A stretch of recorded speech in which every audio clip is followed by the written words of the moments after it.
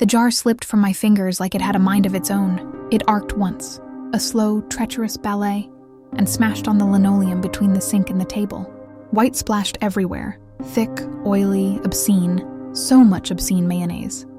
My mother, who had been humming and rinsing a dish, went completely still. My father came out of the living room like a man summoned by a siren. For a heartbeat, there was only the sound of the refrigerator humming and my own heart knocking against my ribs.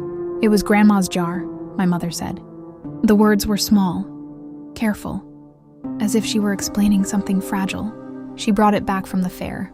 "It's been in this house forever."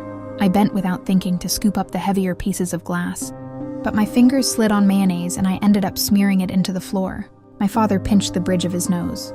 "It's just a jar," I said, because that's what I wanted to be true. "I'll replace it. I'll clean it up." "I'm sorry." They didn't look at me.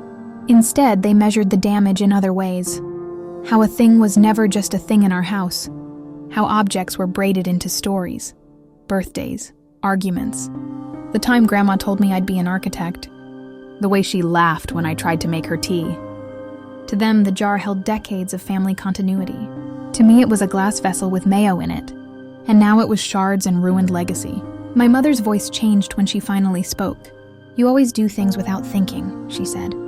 Not loud, not yelling, but it cut. My father's hands were still in his pockets, his jaw tight. He explained slowly and precisely that accidents were excusable in younger children. Repeated thoughtlessness wasn't. He cataloged what I'd done wrong over the years. Lateness, argued opinions, the art degree he'd called impractical. Until the mayonnaise was no longer the center of the story. It was the last straw. They told me then, with the dispassion of bureaucrats and the cruelty of those who have rehearsed a sentence 1,000 times, that I needed to leave for a while. That for a while became paperwork. My name taken off the lease, my things boxed, my room emptied before dinner.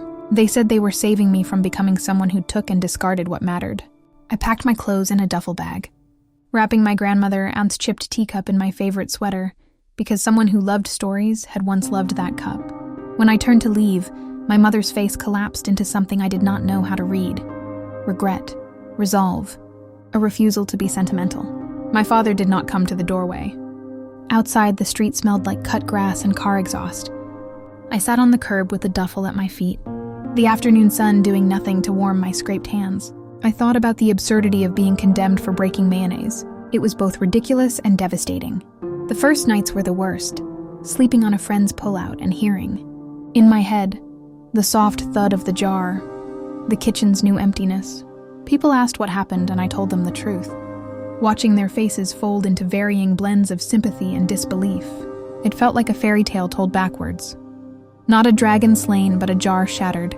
And because of that tiny fracture, an entire house closed its doors. Months passed. I learned to cook without needing guilt into every recipe. I learned that families sometimes keep their stories behind glass, and that the most ordinary accidents can expose the most ordinary fractures. I missed them.